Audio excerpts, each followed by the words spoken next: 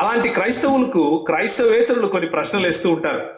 ఎలాంటి ప్రశ్నలు వేస్తూ ఉంటారంటే, ఏమయ్యా నువ్వు క్రైస్తవుని అని చెప్తున్నావు, బాగానే ఉంది, నీ క్రీస్తు దేవుడా అంటాడు. ఎక్కడ చెప్పాడు? ఎవరితో చెప్పాడు? నువ్వు వెళ్ళి ఆదివారం అయినా పొద్దున్నే వెళ్ళిపోయి డప్పు కొట్టేస్తూ పాట పాడుతూ ఉంటారు, ఆయనకు ఆరాధనలు చేసేస్తూ ఉంటారు. ఎవరు చెప్పారా ఆరాధనలు చేయమని?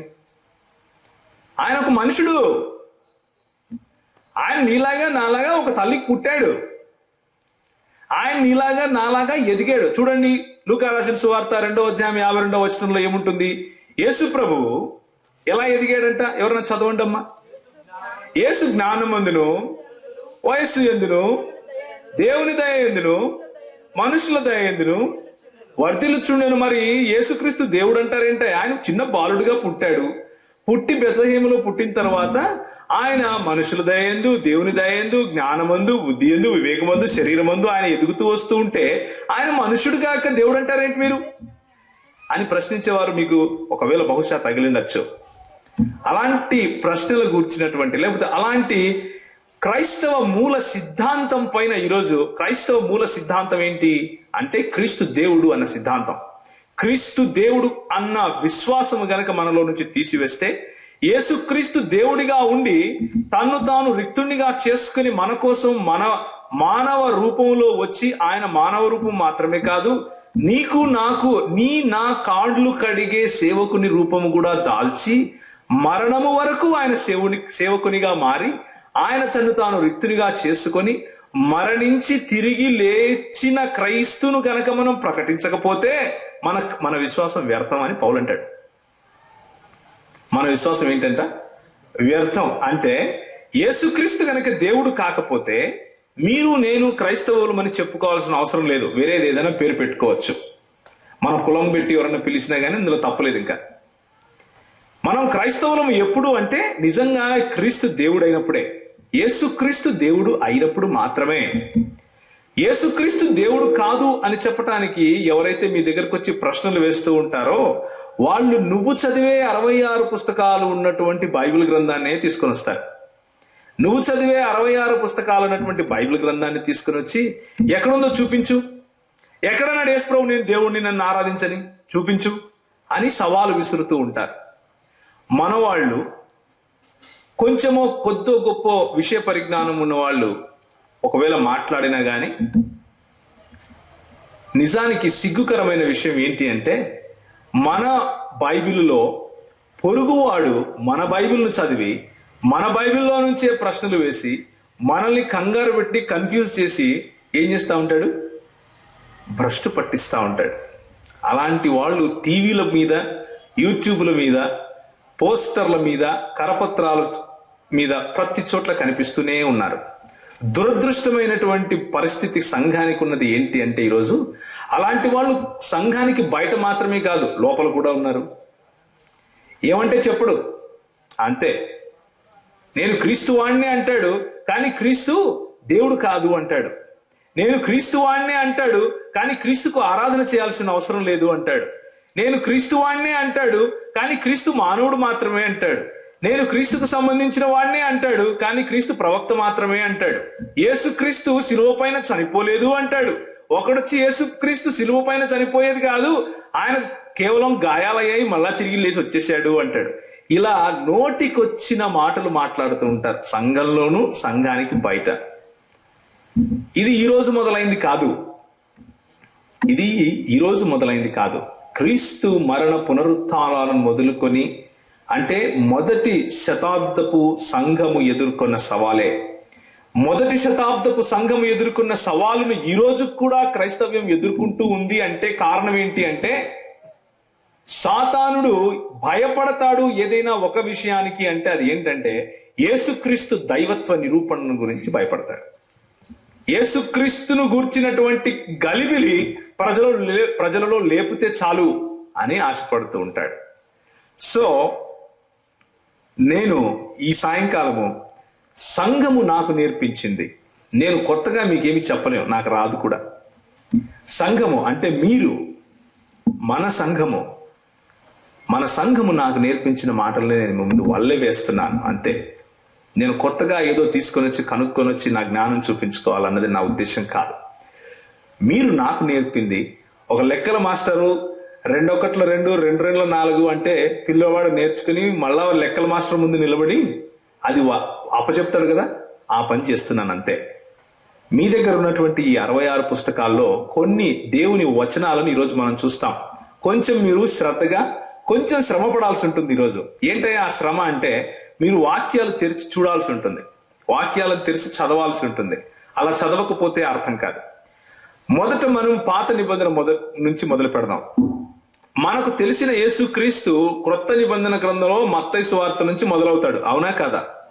కానీ ఒకవేళ దేవుడు యేసుక్రీస్తు కనుక దేవుడైతే పాత నిబంధనలో తన్ను తాను బయలుపరుచుకున్నటువంటి దేవుడు ఎవరు అన్న ప్రశ్న వస్తుంది. ఒకవేళ యేసుక్రీస్తు దేవుడైతే, ఆయన నిత్యుడు అయితే, ఆయన సకల సృష్టికి సకల ఆశీర్వాదాలకు కారణభూతుడైతే, ఆయన ద్వారానే సృష్టి జరిగి ఉంటే, ఆయన ద్వారానే నువ్వు నేను ఉనికిలోకి వచ్చి ఉంటే ఆయన ముందు కూడా ఉండాలి కదా. ఆయన మత్తయి సువార్తలో మరియ గర్భాన పుట్టక ముందేం చేశాడు? మరియ గర్భాన పుట్టక ముందు యేసుక్రీస్తు అసలు ఉన్నాడా అన్న ప్రశ్న వస్తుంది. కనుక మనం కొన్ని విషయాలు చూడాలి. కాకపోతే చూసేటప్పుడు మీకు ఒక చిన్న హెచ్చరికనిస్తున్నాను. ఆ హెచ్చరిక ఏంటయ్యా అంటే, ఎప్పుడు కూడా మూల సిద్ధాంతాలను క్రీస్తును గూర్చిన కానీ, బైబిల్ను గూర్చిన కానీ, దేవుణ్ణి గూర్చిన విషయంలో కానీ, ఏ విషయంలో అయినా సరే క్రైస్తవులమైన మనము దేన్నైతే విశ్వసిస్తున్నామో అలాంటి సిద్ధాంతమును గూర్చి చదివే సమయంలో వాక్యము ఇచ్చటను అచ్చటను బయలుపరుస్తూ ఉంటాడు ప్రభువు. కొంచెము ఇచ్చట కొంచెము అచ్చట, వాగ్దానము వెంబడి వాగ్దానము మనకు ప్రత్యక్షపరచబడినప్పుడు వాటన్నిటినీ సమకూర్చుకొని ఒక చోటికి తీసుకొని వచ్చి సమగ్రంగా దాన్ని అర్థం చేసుకునే బాధ్యత నీది నాది. అంతేకాని ఒకడొచ్చి తలా తోక తొండం లేకుండా ఏదో చెప్పేస్తే దాన్ని తీసుకుని అవునంట అని తల ఊచి గంగిరెద్దుల్లాగా తిరగకూడదు. క్రైస్తవులమైన మనము అలాంటి దురదృష్టమైన పరిస్థితిలో ఉండకూడదు. మన లేఖనాలు మనకు తెలిసిండాలి. ఒక్కసారి చూడండి, మీకా పుస్తకము 5వ అధ్యాయం, మీకా పుస్తకము 5వ అధ్యాయము 2వ వచనం. ఎవరైనా సరే గట్టిగా తెలుగులో చదవాలి.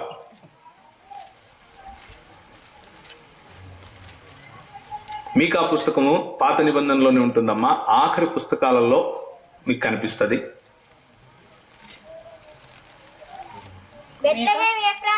బెత్లెహేమా ఎఫ్రాతా, యూదా వారి కుటుంబములలో నీవు స్వల్ప గ్రామమైనను నా కొరకు ఇశ్రాయేలీయులను ఏలబోవువాడు నీలో నుండే వచ్చును. పురాతన కాలము మొదలుకొని శాశ్వత కాలము ఆయన ప్రత్యక్షమగుచూ ఉండెను అన్న మాట ఉంది. సో పాత నిబంధన గ్రంథంలో మనకు ఒకానొక ప్రవచనం మనకు కనిపిస్తా ఉంది. ఎవరిని గురించిన ప్రవచనము? ఎవరైతే ఇశ్రాయేలును ఏలబోచున్నాడో, ఎవరైతే మెస్సియాగా రాబోచున్నాడో ఆయనను గురించిన ప్రవచనం ఉంది. ఏంటంటే ఆయన పురాతన కాలము మొదలుకొని శాశ్వత కాలము తన ప్రత్యక్షతను ప్రత్యక్షమగుచూ ఉండెను. ఆయన తన ప్రత్యక్షను చూపించుకుంటూ వస్తూనే ఉన్నాడు. అంటే ఒకవేళ మెస్సియా యేసు ప్రభువు గనక మెస్సియా అయితే, యేసు ప్రభువు గనక క్రీస్తు అయితే, ఆయన తన ఉనికిని పాత నిబంధన గ్రంథంలో చాటుకుంటూ రావాలి. పురాతన కాలము మొదలుకొని శాశ్వత కాలము ఆయన తన ఉనికిని చాటుకుంటూ రావాలి, తన ప్రత్యక్షతను చూపిస్తూ రావాలి. దీనిని గ్రీకు భాషలో క్రిస్టోఫేనీ అంటారు, లేకపోతే థియోఫేనీ అంటారు. అంటే దేవుని ప్రత్యక్షత. దేవుని ప్రత్యక్షత పాత నిబంధనలో ఏ విధంగా ఉంది అన్న విషయాన్ని మనం చూస్తాం ఇప్పుడు. ఓకే, మొట్టమొదటిగా ఏం చూసాం? క్రీస్తును గూర్చిన ప్రాఫెసీ లేకపోతే ప్రవచనం చూసాం. ఏంటది? ఆయన పురాతన కాలము మొదలుకొని శాశ్వత కాలము ప్రత్యక్షమగుచూ ఉన్నాడు. ఏ విధంగా ప్రత్యక్షమయ్యాడు అన్న విషయాన్ని మనం ఇప్పుడు చూస్తాం. ఆది కాండము 16వ అధ్యాయము 7వ వచనం నుంచి 13వ వచనం వరకు చదవాలి. ఆది కాండము 16వ అధ్యాయము 7 నుంచి 13 వరకు ఎవరైనా గాని తెలుగులో చదవండి. యెహోవా దూత అరణ్యములో నీటి బుగ్గ యందు అనగా శూరు మార్గములో ఆమెను కనుగొని, శారాయి దాసివైన హాగరు, ఎక్కడి నుండి వచ్చితివి, ఎక్కడికి వెళ్ళుచున్నావు అడిగినందుకు అది ఓకే. అప్పుడు యెహోవా దూత నీ యజమానురాలు యొద్దకు తిరిగి వెళ్ళి ఆమె చేతి కింద అణిగి ఉండమని దానితో చెప్పెను. మరియు యెహోవా దూత నీ సంతానమును నిశ్చయముగా విస్తరింపచేసేదను, అది లెక్కింప వీలు లేనంతగా విస్తారమవునని దానితో చెప్పాను. చాలమ్మా. ఇప్పుడు మనకు ఒక ప్రత్యేకమైన వ్యక్తి కనిపిస్తున్నారు. ఎవరయ్యా ఆయన అంటే యెహోవా దూత ఆయన పేరు. ఆ యెహోవా దూత హాగరును చూసి, ఆమె పడుతున్న బాధలు చూసి, ఆమె అరణ్యంలో ఎక్కడ చనిపోతుందో, ఎక్కడ బాధపడిపోతుందో అని నువ్వు బాధపడకమ్మా, తిరిగి వెళ్ళిపో నీ దాసి దగ్గరికే, నేను నిన్ను ఆశీర్వదిస్తాను, నేను నీ కుటుంబాన్ని హెచ్చిస్తాను, నీకు ఎంతో మంది పిల్లలను ఆశీర్వదించి వాళ్ళను బలపరుస్తాను అని చెప్పి వాగ్దానం చేసి పంపించేస్తున్నారు. ఎవరు? యెహోవా దూత. యెహోవా ఆశీర్వదించాలి, కానీ యెహోవా దూత ఆశీర్వదించటం ఏంటి అన్నదే ప్రశ్న. ఎవరు ఈ యెహోవా దూత? యెహోవా దూత, చాలా మంది యెహోవా దూతలు ఉన్నారు బైబిల్ గ్రంథంలో, కానీ ఒకానొక యెహోవా దూత మాత్రము ఆయనకు అదేదో అధికారం ఉన్నట్లు, ఆయనే స్వయంగా దేవుడేమో అన్నట్లుగా మాట్లాడుతూ ప్రజలను ఆశీర్వదించడం, ప్రజలను కనికరించడం, ప్రజలను చంపటం, ప్రజలను యెహోవా వద్ద నుంచి అగ్ని గంధకములు కురిపించడం, ఇలాంటి పనులు చేస్తూ ఉంటాడు. మచ్చుకు ఇంకొక 2 ఉదాహరణలు చెప్తాను మీకు. ఒకసారి 18వ అధ్యాయం తీయండి. 18వ అధ్యాయము 13వ వచనం. అంతటా యెహోవా అబ్రహాముతో, వృద్ధురాలనైన నేను నిశ్చయముగా ప్రసవించదనా అని సారా నవ్వనేలా, యెహోవాకు అసాధ్యమైనది ఏదైనా ఉందా? మీదిటికి ఈ కాలమున నిర్ణయ కాలమందు నీ వద్దకు నేను తిరిగి వస్తాను, అప్పుడు సారాకు కుమారుడు కలుగుతుంది. మాట్లాడేది ఎవరు తెలుసా? ఎవరండి మాట్లాడేది ఇక్కడ? యెహోవా దూత. కానీ ఆయన ఉచ్చరించే మాటలు ఎలా ఉంటాయంటే యెహోవానే మాట్లాడుతున్నట్లుగా మాట్లాడతాడు. ఆయన యెహోవానే మాట్లాడుతున్నట్లుగా మాట్లాడతాడు. 22వ వచనం చదవండి. ఆ మనుషులు అక్కడి నుంచి తిరిగి సొదొమ వైపుగా వెళ్ళిరి. అబ్రహాము ఇంకా యెహోవా సన్నిధిని నిలుచుండెను. అబ్రహాము సమీపించి ఇట్లా అన్నాడు, దుష్టులతో కూడా. ఈ మనుషులు ఎవరు తెలుసా? ఏ ముగ్గురు అయితే అబ్రహామును దర్శించడానికి వచ్చారో, ఏ ముగ్గురికైతే అబ్రహాము వెళ్ళి క్రొవ్విన దూడను బలిచి తీసుకుని వచ్చి ఆయన వాళ్లకు భోజనం ఏర్పాటు చేశాడో ఆయన గురించి మాట్లాడుతున్నారు ఇక్కడ. ఓకే, ఇప్పుడు మీరు ఒక విషయం చూడాలి. ఆది కాండము 22వ అధ్యాయం. ఆది కాండం 22వ అధ్యాయం. ఇక్కడ ఏ అబ్రహామునైతే ఈ దూత నేను నీకు ఆశీర్వదిస్తాను, నీకు నీ భార్య అయిన సారాయి, ఆమెను సారా అని పిలువు, ఆమెకు నేను ఇస్సాకును ఏం చేస్తున్నాను, అనుగ్రహించబోతున్నాను అని చెప్పి వెళ్ళాడు. ఆ ఇస్సాకును యెహోవా దేవుడు ఒకానొక రోజు ఏం చేస్తాడంటే అబ్రహామును పరీక్షించాలి అని నిర్ణయించుకుని 22వ అధ్యాయంలో పరీక్ష చేయడం మొదలు పెడతాడు. ఆ సందర్భం గురించి మనం చదువుతున్నాం. 11వ వచనం నుంచి నేను చదువుతున్నాను. అప్పుడు అబ్రహాము తన కుమారుని వధించుటకు తన చేయి చాపి కత్తి పట్టుకొనగా యెహోవా దూత పరలోకములో నుండి మాట్లాడుతున్నాడు. అబ్రహామా అబ్రహామా అని అతన్ని పిలిచి, అందుకు అతడు చిత్తము ప్రభువా అంటే, అప్పుడు ఆయన, ఆ చిన్నవాని మీద చెయ్యి వేయొద్దు, అతని నేమి చేయొద్దు, నీకు ఒక్కడై ఉన్న నీ కుమారుని నాకు వెనుక తీయలేదు గనుక నీవు దేవునికి భయపడు వాడివని అందువలన నాకు కనబడుచున్నది అని అంటున్నాడు. ఎవరికి ఇవ్వడానికి వెను తీయలేదు? దేవునికేనా? మరి ఇక్కడ యెహోవా దూత మాట్లాడుతూ నాకు ఇవ్వడానికి అంటాడేంటి? యెహోవా దూత ఎవరు? అదేంటి, యెహోవాకు బలి ఇవ్వటానికి తీసుకెళ్తే నువ్వు నాకు ఇవ్వటానికి నువ్వు వెనుదీయలేదు కాబట్టి నువ్వు దేవునికి భయపడుతున్నావు అంటాడేంటి?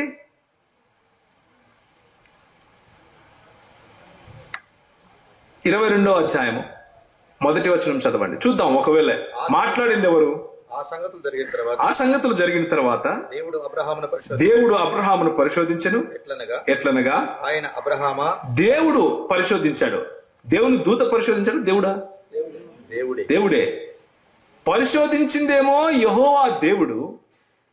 ఆయన తీరా తన బిడ్డను చంపబోతుండగా ఆపిందేమో దేవుని దూత.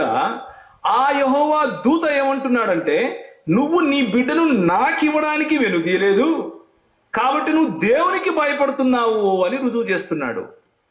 సో ఏంటి ఈ కన్ఫ్యూజన్?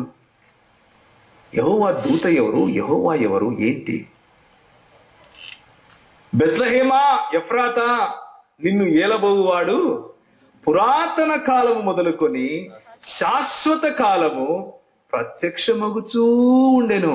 ఏ మెస్సియా గురించి అయితే ఆ ప్రవచనం జరిగిందో ఆ మెస్సియా మనకు పురాతన కాలము నుంచి ప్రత్యక్షమవుతూనే వస్తున్నాడు. విశ్వాసులకు తండ్రి అయిన అబ్రహాముకు ప్రత్యక్షమయ్యాడు, తన కుమారుడైనటువంటి ఇస్సాకుకు ప్రత్యక్షమయ్యాడు, ఆయన కుమారుడైనటువంటి యాకోబుకు కూడా ప్రత్యక్షమయ్యాడు. అందుకనే యాకోబు పిలిచాడు, యోసేపు ఇక్కడ రా, నేను చచ్చిపోతున్నానయ్యా, నీకు ఒక మాట చెప్పి చచ్చిపోతాను అని చెప్పి, నిన్ను ఆశీర్వదించి చచ్చిపోతాను అని చెప్పి పిలిచాడు. ఎక్కడి నుంచి చదివామండి మనం? చెప్పండి. 48వ అధ్యాయం 16వ వచనం. జాగ్రత్తగా దేవుని వాక్యాన్ని గమనించాలి. దేవుని వాక్యంలోని ఆ సంగతులను మనం ఎప్పుడైతే గమనించి వాటిపైన మన విశ్వాసాన్ని కట్టుకుంటామో అప్పుడు ఎలాంటి వాళ్ళు వచ్చి కేకలు వేసినా కానీ యేసు ప్రభువు దేవుడు కాదు అని, యేసు ప్రభువు ఆరాధన యోగ్యుడు కాదు అని మనం స్పష్టంగా ధైర్యంగా తెలుగు భాషలో చెప్పగలుగుతాం. చూడండి 48వ అధ్యాయం. యోసేపును దీవించి 15వ వచనం, నా పితరులైన అబ్రహాము ఇస్సాకులు ఎవని ఎదుట నడుచుచుండిరో. ఎవని ఎదుట నడుచుచున్నారు వాళ్ళు? అబ్రహాము ఇస్సాకు యాకోబులు ఎవరి ఎదుట నడిచారండి? నా ఎదుట, మీ ఎదుట, ఎవరి ఎదుట? ఏ దేవుని ఎదుట? అంతేనా? షూరా? చూస్తాం నిర్గమాకాండంలో. ఒకసారి పదండి, నిర్గమాకాండము 23వ అధ్యాయము.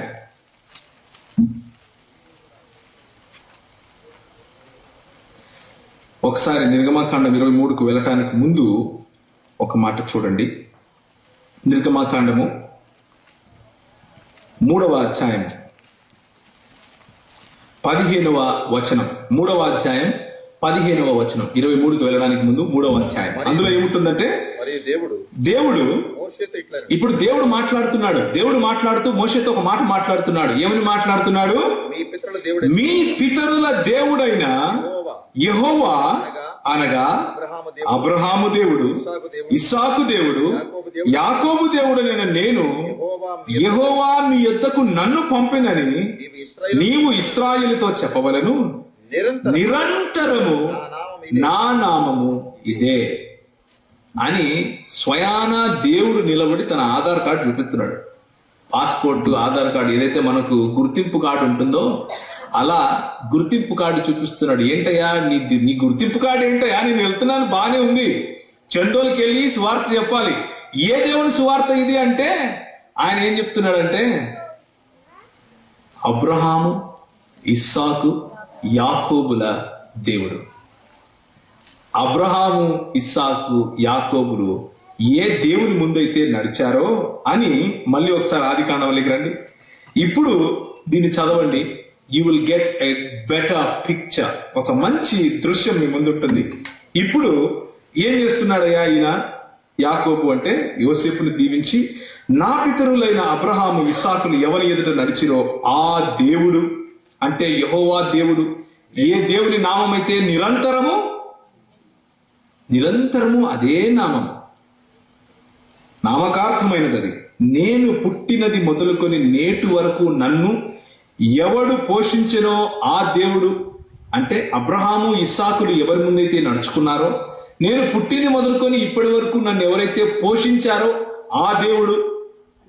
అనగా అంటే అర్థం ఏంటంటే, ఉదాహరణకి నేను వచ్చాను ప్రవీణ్, మీరు చెప్పాలి ఎవరికో ప్రవీణ్ అని ఒక ఆయన వచ్చాడండి హైదరాబాద్ నుంచి అంటే, ఏ ప్రవీణ్ అంటే అని మా నాయన పేరు మీకు తెలిస్తే, మా అమ్మ పేరు, మా ఊరి పేరు, నేను చదువుకున్న చదువు, నేను చదివిన కాలేజు ఏ విధంగా అయితే వివరించి చెబుతామో, మన అనుభవాలను గుర్తు చేసుకుని చెబుతామో, ఒక సంవత్సరం తర్వాత మీలో మీరు మాట్లాడుకుంటూ ప్రవీణ్ అంటే ఒకడు వచ్చాడండి లాంగ్ జిబ్బా వేసుకుని నిలబడ్డాడు, బట్టనెత్తి తీసుకుని మాట్లాడాడు అని మీరు చెప్పుకుంటారు. దాన్ని క్వాలిఫైయింగ్ అంటారు, అంటే వివరించి చెప్పటం. అలాగే యాకోబు ఎక్కడైనా వినేవాడు కన్ఫ్యూజ్ అయిపోతాడేమో అని చెప్పి వివరిస్తున్నాడు. ఏ దేవుని గురించి నేను మాట్లాడుతున్నానంటే, అనగా సమస్తమైన కీడులలో నుండి నన్ను తప్పించిన దూత. ఇదేంటిది? ఈ దూత ఎవరిప్పుడు? యెహోవా. ఏ దేవుని ముందైతే నా తల్లిదండ్రులు నడిచారో, ఏ దేవుడైతే నన్ను పుట్టింది మొదలుకొని ఆశీర్వదిస్తూ నడిపిస్తున్నాడో ఆ దూత అంటున్నాడు. సో మీకా గ్రంథము 5వ అధ్యాయము 2వ వచనంలో మనకు కనిపించిన పురాతన కాలము నుంచి శాశ్వత కాలము తన ప్రత్యక్షతను చూపించుకుంటూ వచ్చినటువంటి మెస్సియా మరెవరో కాదు, యెహోవా దూతగా తన్ను తాను ప్రత్యక్షపరుచుకున్నటువంటి యెహోవా దేవుడు. యెహోవా దేవుడు. నేను చెప్తున్నానా? బైబిల్ చెప్తాం. ఎక్కడ చెప్తా ఉంది? 48వ అధ్యాయం ఆది కాండము. యాకోబు, ఏ యాకోబునైతే యెహోవా స్వయంగా నేను ఈయన దేవుణ్ణి అని చెప్పుకుంటాడో ఆ యాకోబు అంటున్నాడు ఏమని? ఏ దూత అయితే సమస్త కీడులలో నుంచి నన్ను రక్షించాడో ఆ దూత అంటూ చెప్పుకొస్తున్నాడు. సో దీన్ని జ్ఞాపకం ఉంచుకోవాలి. పురాతన కాలం నుంచి శాశ్వత కాలము ఆయన తన ప్రత్యక్షతను మనకు కనబరుచుకుంటూ వస్తున్నాడు. ఆ దేవుడు క్రీస్తు అయి ఉన్నాడు. ఆ దేవుడు క్రీస్తు అయి ఉన్నాడు. ఆ మాట మనకు మీకా గ్రంథం 5వ అధ్యాయం 2వ వచనంలో మనకు తెలుస్తా ఉంది. ఒక మాట దయచేసి కీర్తనల గ్రంథంలోకి రండి. కీర్తనల గ్రంథము 102. కీర్తనలు 102. ఇప్పుడు మిమ్మల్ని అడుగుతూ ఉంటారు కొంతమంది వచ్చి, ఎక్కడా యేసు ప్రభు దేవుడు అని దేవుని వాక్యంలో ఎట్లుంది అంటే, అవునా బాబు, సరేలే నాకు తెలియకపోవచ్చు, నువ్వు చెబుతూ కానీ మొదటి ఇది చదువుకుందాము, దేవుని వాక్యం చదువుకుందాము అని చెప్పండి. చెప్పి కీర్తనలు 102 తీయండి. కీర్తనలు 102 మొదటి వచనం ఈలో ఏముంది? ఎవరి గురించి మాట్లాడుతున్నారు ఇక్కడ? యెహోవా నా ప్రార్థన ఆలకింపుము. అంటే ఇది ఒక ప్రార్థనతో కూడినటువంటి కీర్తన. కీర్తనాకారుడు ప్రార్థిస్తున్నాడు. ఎవరికి ప్రార్థిస్తున్నాడు? యెహోవా. అవునా? షూరా? అక్కడ ఉందా అట్లా? యెహోవా నా ప్రార్థన ఆలకించుము. సరే, బాగానే ఉంది. ఇప్పుడు 24వ వచనంలోకి రండి. నేను ఇలాగూ మనవి చేసి తిని. ఈ మనవి ఎవరికి? వేరే దేవుడు ఎవరైనా వచ్చాడా? యెహోవానే. ఇంకా యెహోవాయే కదా. ఓకే, యెహోవా దేవునికి మనవి చేస్తున్నాడు. ఏమని? నా దేవా, నా దినముల మధ్యను నన్ను కొనిపోకు. నీ సంవత్సరం తరతరములను ఆది యందు నీవు భూమికి పునాది వేసితివి. ఆకాశము కూడా నీ చేతి పనులే. ఆది యందు భూమికి పునాది వేసింది ఎవరు? యెహోవానే కదా. ఎవరు డౌట్ ఉందా ఎవరికైనా? వెనక కూర్చున్న వాళ్ళు కానీ, మైకుల్లో వినేవాళ్ళు కానీ, వెనక్కున్న వాళ్ళు ఎవరైనా సరే డౌట్ ఉంటే ముందుకు వచ్చి అడగండి. యెహోవా తప్ప ఇంకెవరైనా ఆది యందు భూమికి పునాదులు వేసారండి? ఎవరు వేయలేదు. ఆకాశాలు కూడా ఎవరైనా వేరే వాళ్ళు చేశారా? యెహోవా తప్ప లేదు. అవి నశించును గాని నీవు నిలిచిందువు. అవన్నీ వస్త్రం వలె పాతగిలును. ఒకడు అంగవస్త్రమును తీసివేసినట్టు నీవు వాటిని తీసివేయదువు. అవి మార్చబడవు. నీవు ఏకరీతిగా ఉండువాడవు అని యెహోవా దేవునికి మొరపెట్టుకుంటున్నాడు, ప్రార్థన చేస్తున్నాడు, నన్ను ఇప్పుడే చంపుకున్నాయన, కొన్ని రోజులు ఇంకా నాకు గడువు అని మొరపెట్టుకుంటున్నాడు. ఇప్పుడు హెబ్రీయులకు రాసిన పత్రిక వెళ్దాం. హెబ్రీయులకు రాసిన పత్రిక నూతన నిబంధనలోకి అడుగు పెడుతున్నాం మనం. ఇప్పుడు పాత నిబంధన గ్రంథంలో మనకు యెహోవా ప్రత్యక్షతల గురించి మనం చూసాం. ఎక్కువ సమయం లేదు కాబట్టి కొంచెం త్వరగా వెళ్తున్నాం, కానీ అర్థమయ్యే విధంగానే మనము కొంచెం సమయం వెచ్చించినా గానీ అర్థం చేసుకునే ప్రయత్నం చేద్దాం. హెబ్రీయులకు రాసిన పత్రిక 1వ అధ్యాయము 6 నుంచి నేను చదువుతాను, మీరు వినాలి. ఓకే. మరియు ఆయన భూలోకమునకు ఆది సంభూతిని మరలా రప్పించినప్పుడు దేవుని దూతలందరూ ఆయనకు నమస్కారం చేయవలని చెప్పుచున్నాడు. ఓకే. 8వ వచనము 7 నుంచి చదువుతారు. తన దూతలను వాయువులుగాను తన సేవకులను అగ్నిజ్వాలలుగాను చేసుకునేవాడు అని తన దూతలను గురించి చెప్పుచున్నాడు, గాని తన కుమారుని గురించి అయితే వేరే విషయాలు చెప్తున్నాడు. ఎవరు కుమారుడు? ఏ కుమారుని గురించి ఇక్కడ మాట్లాడుతున్నారు? యేసు క్రీస్తుని గురించి. ఇక్కడ పూర్వకాలమందు నానా సమయంలో నానా విధములుగా ప్రవక్తల ద్వారా మన పితరులతో మాట్లాడిన దేవుడు ఈ దినముల అంతమంది కుమారుని ద్వారా మనతో మాట్లాడుచున్నాడు అని యేసు క్రీస్తుని గురించి మొదటి 2 వచనాల్లో ఆయన ఉపోద్ఘాతం చెప్పేశాడు, ఇంట్రొడక్షన్ ఇచ్చేశాడు. ఆ కుమారుని గురించి దేవుడు ఏమంటున్నాడు అన్న విషయాన్ని చూడండి. దేవుడు ఏమంటున్నాడు? 10వ వచనం, ప్రభువా నీవు ఆదియందు భూమికి పునాదులు వేసితివి. ఇదేంటి? ఇంతకుముందు మనం చదివంగా వేరే ఉన్నారు, యెహోవా వేశాడు అన్నారు. మళ్ళీ ఒకసారి చూద్దాం, కన్ఫ్యూజన్ ఎందుకు. 102వ కీర్తన 102 ఒక చేయి పెట్టుకోండి. ఆదియందు నీవు భూమికి పునాదులు వేసితివి. ఇక్కడ ఎట్లుంది? ఆదియందు నీవు భూమికి పునాది వేసితివి. ఇక్కడ కూడా అట్లే ఉంది. ఆకాశములు కూడా నీ చేతి పనులే. ఇక్కడ ఎట్లుంది? ఆకాశములు కూడా నీ చేతి పనులే. అవి నశించును గాని నీవు నశించవు, అవన్నీ వస్త్రములే అవి నశించును గాని నీవు నిలిచిదు. యాజ్ ఇట్ ఈస్, అక్కడ ఎలా ఉందో దాన్ని తీసుకొని వచ్చి ఇక్కడ పెట్టి ఎవరికి ఆపాదిస్తున్నారు ఆ విషయాన్ని? యేసుక్రీస్తు. మరి యేసుక్రీస్తు దేవుడు కాదంటారంటే, యేసుక్రీస్తు దైవత్వాన్ని ప్రశ్నిస్తారేంటి? ఇంతకంటే స్పష్టంగా ఇంకెవరైనా చెప్తారా? ఒరే నేనేరా మీ అమ్మను అని మీరు చెప్తే మీ కుమారుడు ప్రశ్నించడు అనుకోండి, ఎలా నాకు అమ్మో ఏ పుస్తకంలో రాస్తుంది? ఏం చెప్తారు మీరు? ఒరే పిచ్చోడా, ఎల్లుడా, నీ రక్తం నా రక్తం ఒకటేరా, నువ్వు పుట్టక ముందు నుంచి నేను ఉన్నాను, నీకు చెడ్డీలు వేసింది నేనే, నీ ఇల్లు కట్టింది నేనేరా అంటూ మీరు వివరణిస్తారు. అదేవిధంగా యెహోవా దేవుడు తను తాను బయలుపరుచుకున్న తర్వాత మనకు ప్రశ్న వస్తే, ఎవరైనా వచ్చి టోపీలు ఎట్టుకుని కోట్లు వేసుకుని లేకపోతే ఇంకేదో గడ్డాలు ఎట్టుకుని మీ దగ్గరికి వచ్చి మాట్లాడితే, మీ దేవుడు దేవుడు కాదు, ప్రవక్త మాత్రమే, మీ దేవుడు దేవుడు కాదు, మనుషుడు మాత్రమే అని అంటే మీరు చూపించండి.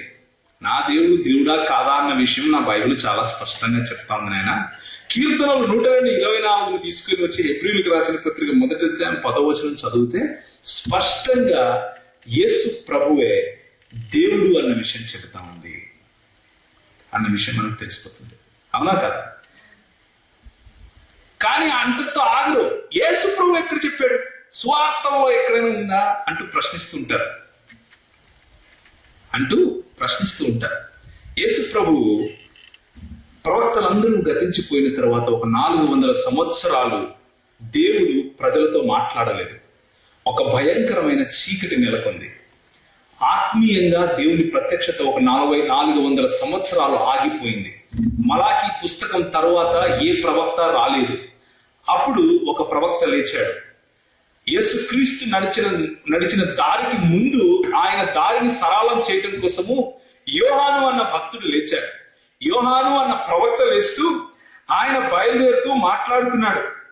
ఆయన బయలుదేరుతూ యేసు ప్రభువును గూర్చిన మాటలు మాట్లాడుతూ, నా వెనుక వచ్చేవాడు నాకంటే గొప్పవాడయ్యా, ఆయన చెప్పుల వారును కూడా నేను తీయటానికి యోగ్యుణ్ణి కాదు అని చెబుతూ వస్తున్నాడు. ఆ యోహాను ఏమంటున్నాడు అంటే, ఆ యోహాను యేసుక్రీస్తుని గురించి కొన్ని మాటలు మాట్లాడుతున్నాడు. ఏమని మాట్లాడుతున్నాడో చూడండి. 12వ అధ్యాయం, యోహాను సువార్త 12వ అధ్యాయం. మీరు ఒకవేళ బైబిల్ సరిగ్గా ఇటు అటు తిప్పలేని పరిస్థితిలో ఉంటే పర్వాలేదు, మీరు రాసుకోండి చాలు. ఓకే, మీకు ఒకవేళ ఇంకా ఏమైనా దీని గురించిన అవగాహన కావాలి అంటే మీ మధ్యలో పెద్దలు ఉన్నారు, పాస్టర్ వాళ్ళు ఉన్నారు, అడిగి తెలుసుకోండి, తప్పులేదు. ఈ రోజు రాత్రే మొత్తం వచ్చేసేయాలి అని అన్న భావనలో ఉండకండి. కానీ నా దేవుడు యేసు ప్రభువు నిజమైన దేవుడు అన్న విశ్వాసంతో మీరు ఈ రోజు రాత్రి ఇక్కడి నుంచి వెళ్ళిపోతే చాలు. ఇంకొకటి వచ్చి మీకు మీ మూల పాఠాలు నేర్పించాల్సిన అవసరం లేదు అన్న విషయం మీరు తెలుసుకుంటే చాలు. యోహాను 12వ అధ్యాయం 41వ వచనం. యెషయా గురించి యోహాను చెప్తున్నాడు, యోహాను ప్రవచిస్తున్నాడు. చూడండి, జరిగిపోయిన విషయం చెప్తున్నాడు. 41వ వచనం. యెషయా ఆయన మహిమను చూచినందున ఆయనను గూర్చి ఈ మాటలు చెప్పెను. ఏ మాటలు? వారు కన్నులతో చూచి హృదయములతో గ్రహించి మనసు మార్చుకొని నా వలన స్వస్థపరచుకున్నట్లు ఆయన వారి కన్నులను అంటూ ఆయన చెప్తున్నాడు. అంటే యెషయా ఎవరి గురించి? యేసు క్రీస్తు మహిమను చూశాడు. ఎవరి గురించి మాట్లాడుతున్నాడు ఇక్కడ? చూడండి 38. ప్రభువా మా వర్తమానము నమ్మిన వాడెవడు, ప్రభు యొక్క బాహు ఎవరికి బయలుపరచబడును అన్నప్పుడు అని ప్రవక్త యెషయా చెప్పిన వాక్యము నెరవేరినట్లు ఇది జరిగిన. ఏది జరిగింది? యేసు ఈ మాటలు చెప్పి వెళ్ళి వారికి కనబడకుండా దాగి ఉన్నాడు. 37వ వచనంలో యేసు యొక్క మహిమను యెషయా చూశాడు కాబట్టి ఈ మాటలు పలికాడు. యెషయా గ్రంథంలోకి వెళ్ళి ఆయన ఎవరి మహిమను చూశాడు అని యెషయాను అడిగితే, అంటే ఒకవేళ జాన్ బాబా నుంచి ప్రవీణ్ గారు చూశాడు కాబట్టి మాటలు చెప్పాడు అని అన్న చెప్తే మీరేం చేయాలి? ప్రవీణ్ అడగాలి, అయ్యా ప్రవీణ్ ఇక్కడ రా, నువ్వేదో చూసావంట కదా చెప్పు అంటే నేను చెప్పాలి, అవునా? సో యోహాన్ గారు అంటున్నారు యెషయా చూశాడు కనుక ఈ మాటలు మాట్లాడాడని. యెషయాను అడిగితే పోలా? ఒకసారి వెళ్దాం యెషయా దగ్గరికి. యెషయా గ్రంథము 6వ అధ్యాయం. యెషయా గ్రంథం 6వ అధ్యాయం చూడండి. ఎవరితో మాట్లాడుతున్నాడు, ఎవరికి చెప్తున్నాడు, ఏం చూశాడు అన్న విషయం మనకు స్పష్టంగా తెలిసిపోతుంది. దేవుని వాక్యము మనకు చాలా ప్రాముఖ్యమైనది. దేవుని వాక్యాన్ని మనం అర్థం చేసుకోవాలి. 6వ అధ్యాయము మొదటి 2 వచనాలు గట్టిగా చదవాలి తెలుగులో. రాజైన ఉజ్జియా మృతందిన సంవత్సరమున అత్యున్నతమైన సింహాసనమునందు ప్రభు ఆసీనుడై ఉండగా నేను ఎవరిని చూశాడైనా? మరి యోహాన్ ఏంటి? యేసు ప్రభువుని చూశాడంటాడు. నా ప్రశ్న అర్థమైందా? యోహాన్ ఏమంటున్నాడు 12వ అధ్యాయంలో? యెషయా ఈయన మహిమను చూచెను కనుక ఈ మాటలు చెప్పెను అంటున్నాడు. ఇక్కడ యెషయా చూసింది ఎవరిని? సింహాసనముందు ప్రభువు ఆసీనుడై ఉండగా నేను చూచితిని. ఆయన చొక్కాయి అంచులు దేవాలయములు నిండుకొనెను. ఆయనకు పైగా సెరూపులు నిలిచి ఉండెను. ఒక్కొక్కరికి 6 రెక్కలుండెను. ప్రతివాడు 2 రెక్కలతో తన ముఖాలు కప్పుకొని తన కాళ్ళను కప్పుకొని 2తో ఎగురుతూ సైన్యములకు అధిపతి యెహోవా పరిశుద్ధుడు పరిశుద్ధుడు పరిశుద్ధుడు. ఎవరు పరిశుద్ధుడు?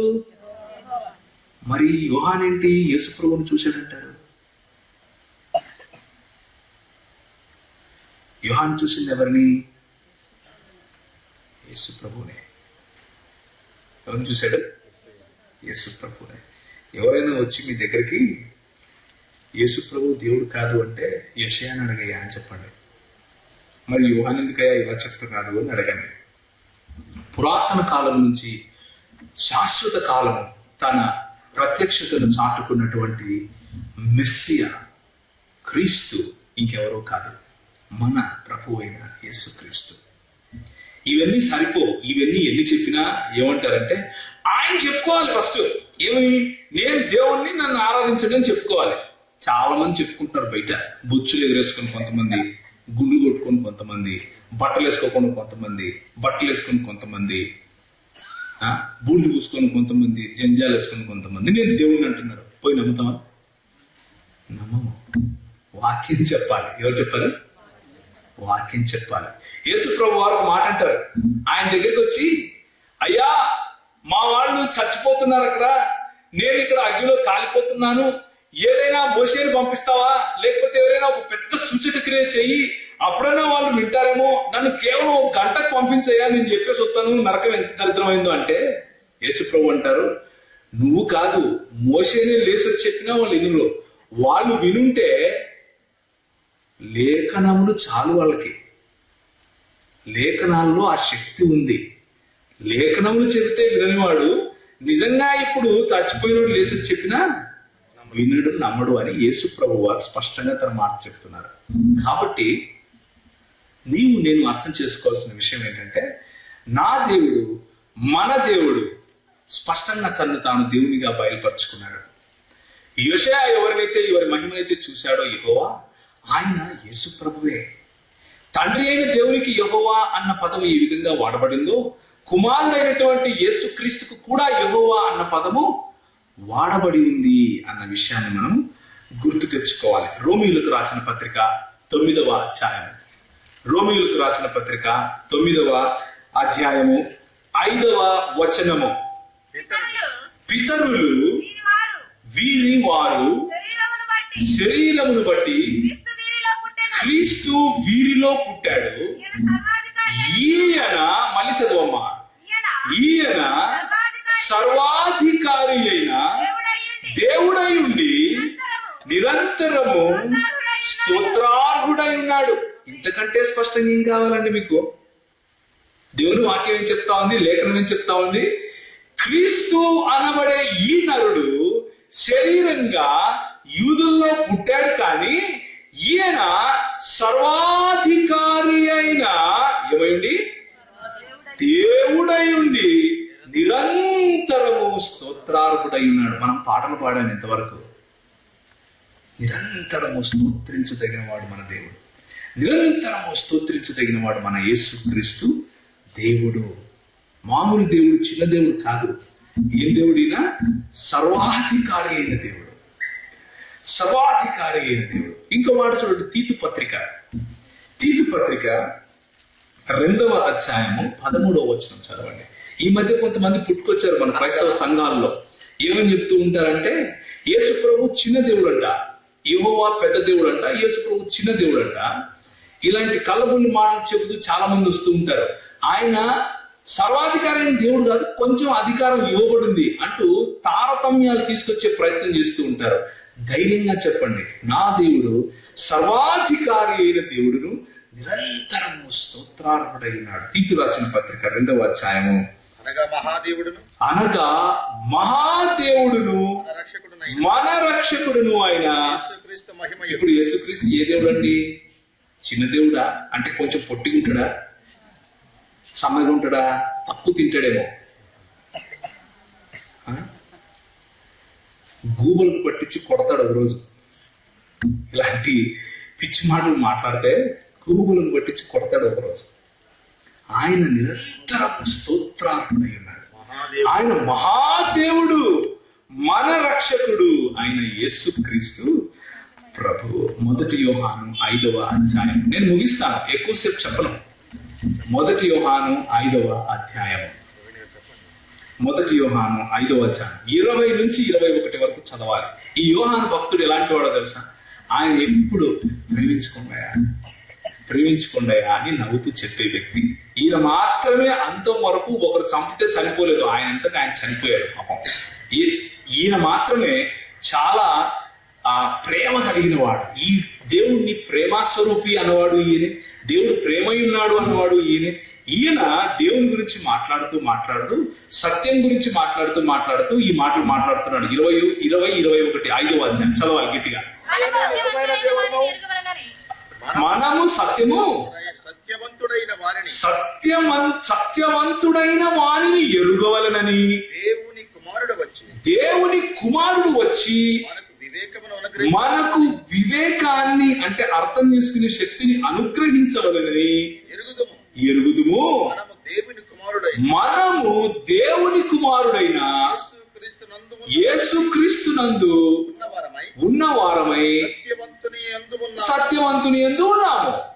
ఇప్పుడు సబ్జెక్ట్ ఎవరు ఇక్కడ?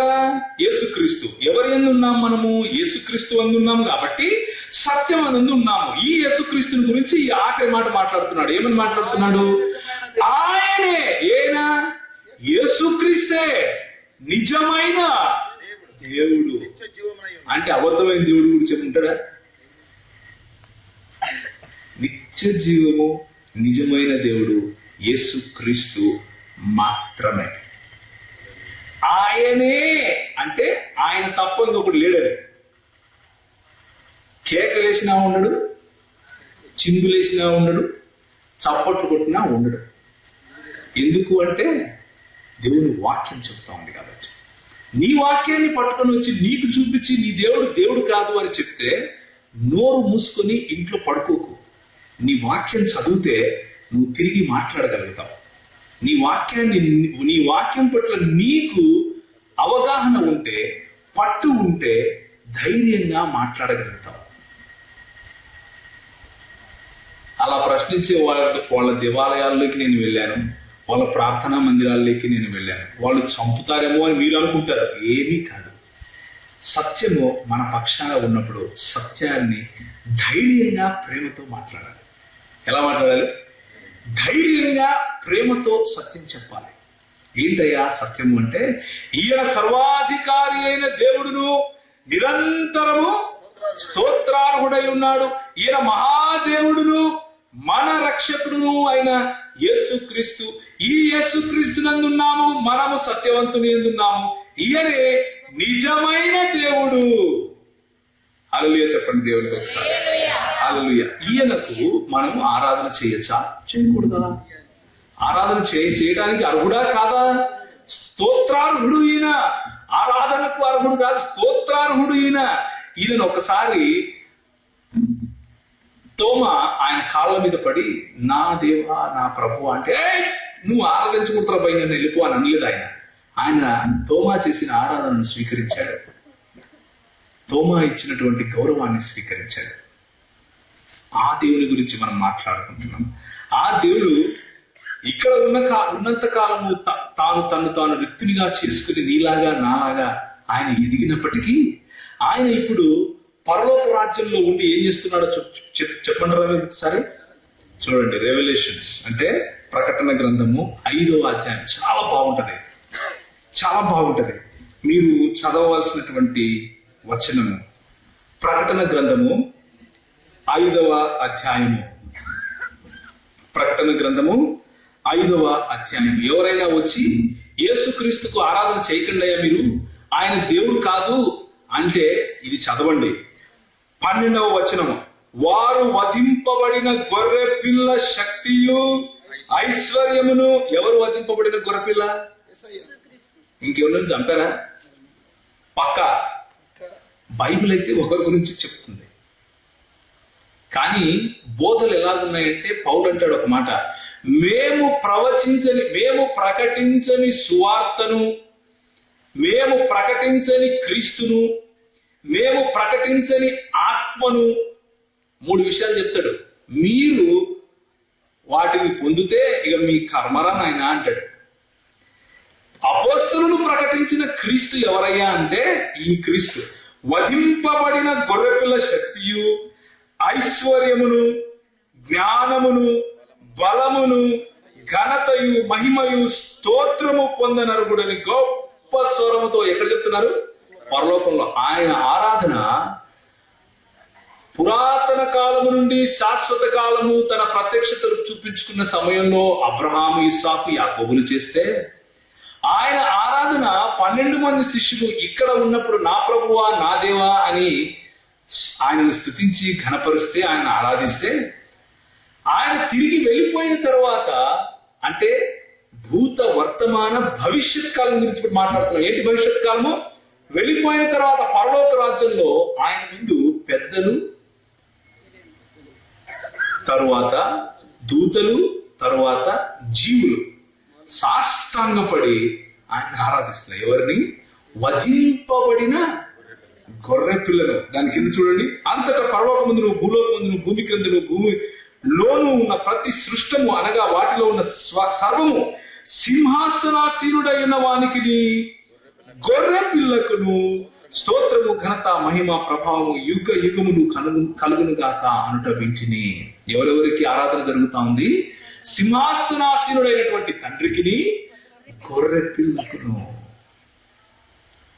ఈయన తిరిగి రావడం చూస్తారు, ఆయనను పొడిచిన వారు కూడా చూస్తారు. ప్రకటన గ్రంథం ఎవరైతే ఇప్పుడు సూటిపోటి మాటలతో ఆయన దేవుడు కాదు అని పొడుస్తున్నారో వాళ్ళు చూస్తారు. ఏం చూస్తారు తెలుసా?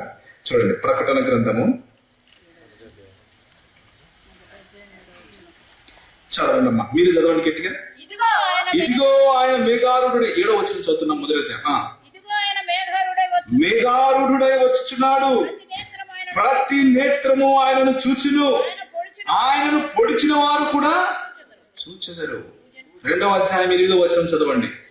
2వ అధ్యాయం 8వ వచనం.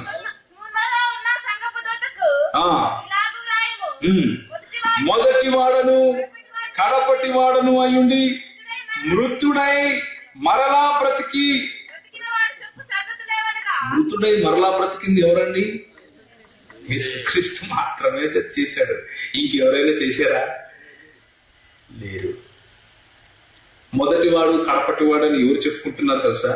యెషయా గ్రంథము 41వ అధ్యాయము 4వ వచనం ఒకసారి తీయండి. యెషయా గ్రంథం 41వ అధ్యాయం 4వ వచనం గట్టిగా చదవాలి.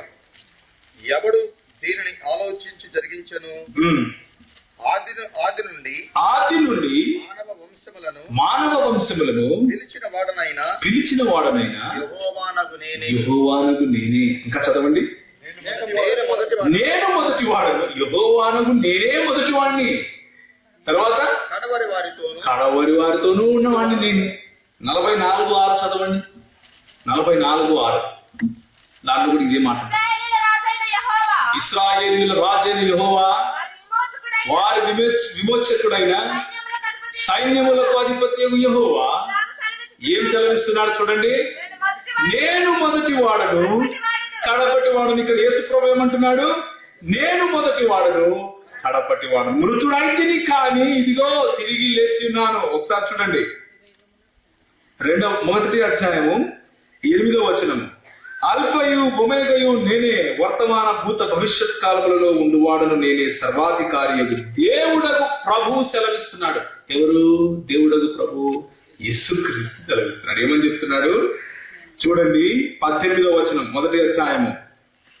నేను మొదటి వాడను, కడపటి వాడను, జీవించి వాడను, మృతుడునైతిని గాని ఇదిగో యుగ యుగములు సజీవుడనై ఉన్నాను. యుగ యుగములు సజీవుడైనటువంటి వాడు యేసుక్రీస్తు. దేవుడు కాక ఇంకెవరైతారో మీ ఇంట్లో బంటరవుతాడా? యుగ యుగములు ఎవరయ్యా సజీవుడై ఉంటాడు? ఆల్ఫా ఒమేగా ఎవరయ్యా? యెహోవాయే తను తాను ఆల్ఫా ఒమేగా అని చెప్పుకుంటూ ఉంటే ఆ దమ్ము యేసుక్రీస్తులో తప్ప ఇంకెవరికి లేదు. నేనే యెహోవాను అని చెప్పుకునే వాళ్ళు ఇంకొకరు లేరు. కాబట్టి మీకు స్పష్టంగా ఒక 5 మాటల్లో ముగిస్తాను. హ్యాండ్స్ అంటే చేతులు. HANDS. HANDS.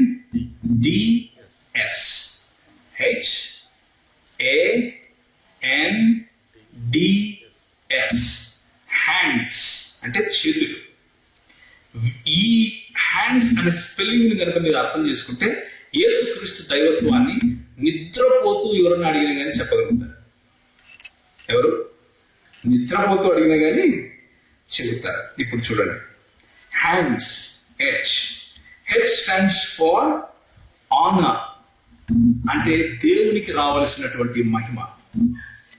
దేవునికి ఏ మహిమనైతే రావాలో, దేవునికి ఏ ఆరాధన అయితే చెందాలో, దేవునికి ఏ ప్రార్థనలు అయితే చెందాలో, దేవునికి ఏ స్తుతి అయితే చెందాలో, దేవునికి తప్ప ఇంకెవరికి చెందకూడనిది ఏదైతే ఉందో అది కూడా యేసు ప్రభువుకు చెందింది.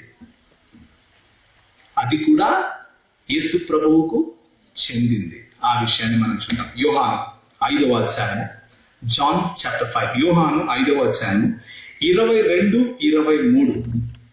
22, 23. తండ్రిని ఘనపరచునట్లుగా అందరూ కుమారుని ఘనపరచవలనని తీర్పు తీర్చుటకు సర్వాధికారమును కుమారునికి అప్పగించి ఉన్నాడు. ఎవరిని ఘనపరచినట్లుగా?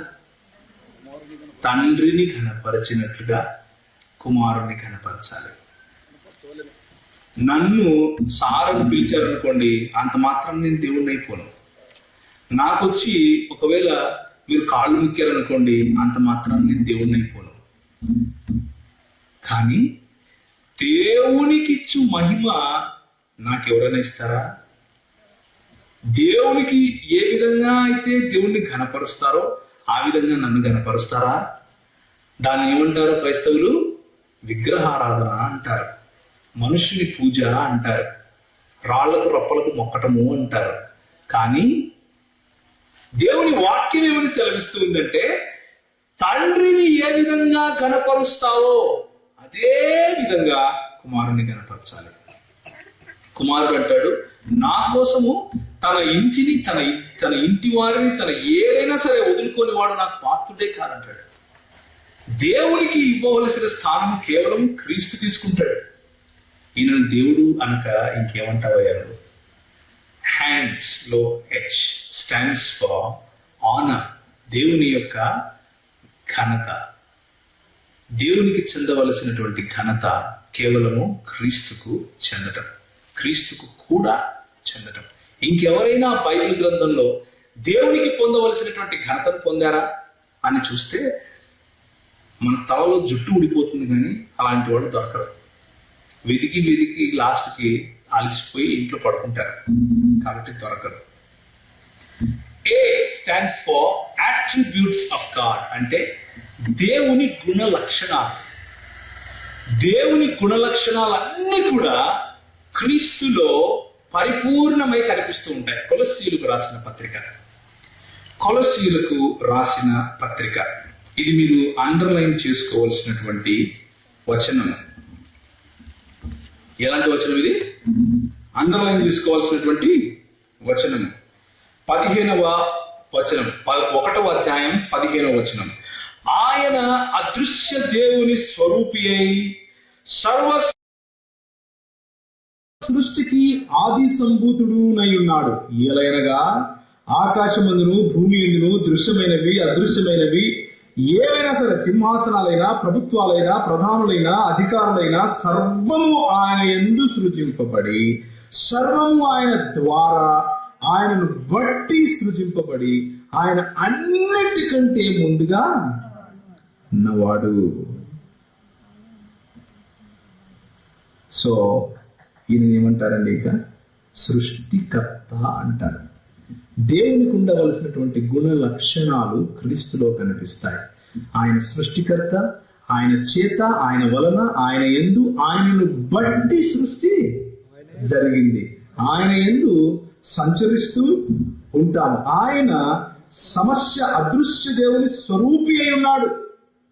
ఏమై ఉన్నాడు? అదృశ్య దేవుడి స్వరూపి అయి ఉన్నాడు. ఇది చాలదా? సో ఆనర్ అట్రిబ్యూట్స్ అయిపోయాయి. ఎన్ నేమ్స్ అంటే యెహోవాకు మాత్రమే ఇవ్వవలసినటువంటి పేర్లు క్రీస్తుకు కూడా ఇవ్వబడ్డాయి, యేసు క్రీస్తుకు కూడా ఇవ్వబడ్డాయి. ఏంటి ఆ పేర్లు? చెప్పండి, ఏంటండి ఆ పేర్లు? యెహోవాకు మాత్రమే ఇవ్వాల్సినటువంటి పేర్లు ఏంటి? మనం ఇంతకుముందు చదివాం రెవల్యూషన్ లో, ప్రకటన గ్రంథం 1వ అధ్యాయం. ఏం చదివాం? మొదటి వాడు. ఈ పేరు ఎవరైనా తీసుకోగలుగుతారా? ఎవరికి ఇవ్వడానికి వీల్లేదు. యేసు ప్రభు మాత్రం సునాయాసంగా తీసుకుంటాడు. అవునా కదా? యెహోవా మాత్రమే నేను జీవాధిపతిని అంటాడు. యేసుక్రీస్తు ఏమంటాడు? నేను జీవాధిపతిని అంటాడు. యెహోవా మాత్రమే నేను జీవాన్ని కలుగజేస్తాను అంటే ఈయనంటాడు పునరుత్థానమును జీవమును నేనే అంటాడు. యెహోవా మాత్రమే నేను కాపరిని, మంచి కాపరిని అంటే ఈయనేమంటాడు? నేను మంచి కాపరిని అంటాడు. అవునా కదా? యెహోవాకు చెందవలసిన పేర్లు, యెహోవాకు మాత్రమే చెందవలసినటువంటి పేర్లు యేసు ప్రభు తన పైన తాను ఆపాదించుకుంటాడు. Honour attributes, names. D stands for deeds అంటే పనులు. యెహోవా మాత్రమే చేసే పనులు, యెహోవాకు మాత్రమే సాధ్యమయ్యే పనులు యేసుక్రీస్తు కూడా చేస్తాడు. చనిపోయిన వారిని లేపి జీవం ఇచ్చే శక్తి దేవునికి తప్ప ఇంకొకరికి ఉండదు. యేసుక్రీస్తు చేస్తాడా? తీర్పు తీర్చే గుణము, తీర్పు తీర్చే పని యెహోవా తప్ప ఇంకొకరు చేయరు. యేసుక్రీస్తు చేస్తాడా? రక్షకుడు అని రక్షించగలవాడు, రక్షించుటకు యెహోవా చేతులు కురచ కాలేదు అని చెప్పుకునే మన దేవుడు రక్షించనేలపై ఉండినట్లు యెహోవా చేతులు కురచ కాలేదు అని ఏ రక్షకుడైతే చెప్పుకుంటాడో ఆ రక్షకుడు చేసే పని యేసుక్రీస్తు చేస్తాడు. మహాదేవుడు ఈయన మన రక్షకుడై ఉన్నాడు అని దేవుని వాక్యం చెబుతుంది. కాబట్టి నామములు, యెహోవాకు ఉండవలసిన నామములు కూడా యేసుక్రీస్తు పొందాడు. ఎస్ అంటే సీట్, లేకపోతే ఆయన సింహాసనము. యెహోవా కూర్చుండే సింహాసనములోనే యేసుక్రీస్తు కూర్చుంటాడు. మనం ప్రకటన గ్రంథం 5వ అధ్యాయంలో చదివాం. ఏమని చదివాం? మహాసింహాసనం మీద దేవుడును గొర్రెపిల్లైను కూర్చుని ఉంటే అందరూ సాగిలపడి తమ కిరీటాలు తీసి పక్కన పెట్టి ఆయన సాగిలపడి మొక్కుతున్నారు, ఘనపరుస్తున్నారు, ఆరాధిస్తున్నారు. honor, attributes, names, deeds and seat అన్ని యెహోవాకు చెందినవన్నీ కూడా యేసుక్రీస్తు తనలో తాను ఆపాదించుకుంటూ తనకు కూడా చెందినవి అని చెప్పుకుంటూ వస్తాడు. కాబట్టి ఆయన యేసుక్రీస్తు నిజమైన దేవుడు అన్న విషయాన్ని నేను మీకు బయలుపరుస్తున్నాను. మీలో మీ దగ్గరికి ఎవరైనా వచ్చి ఆయన నేనే దేవుణ్ణి అని ఎక్కడ చెప్పుకున్నాడయా అంటే ప్రకటన గ్రంథం చూపించండి. ప్రకటన గ్రంథంలో మాట్లాడేది యోహానో ఇంకెవరో కాదు, యేసుక్రీస్తే మాట్లాడుకుంటున్నాడు. ఏమని? ఒకసారి యాక్ట్స్ ఆఫ్ అపోస్టల్స్ అంటే అపోస్తలుల కార్యం ఒకసారి చూడండి. ఇది చూసిన తర్వాత నేను ముగిస్తాను. అపోస్తలుల కార్యములు. దేవుడు తన రక్తం ఇచ్చి కొన్న సంఘము మీకు వచ్చి ఉండాలి. ఇది 20వ అధ్యాయము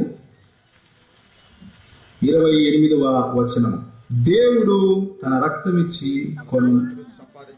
తన స్వరక్తము, ఉత్తరోళ్ళది కాదు, పక్కంటోళ్ళది కాదు, ఎవరిది?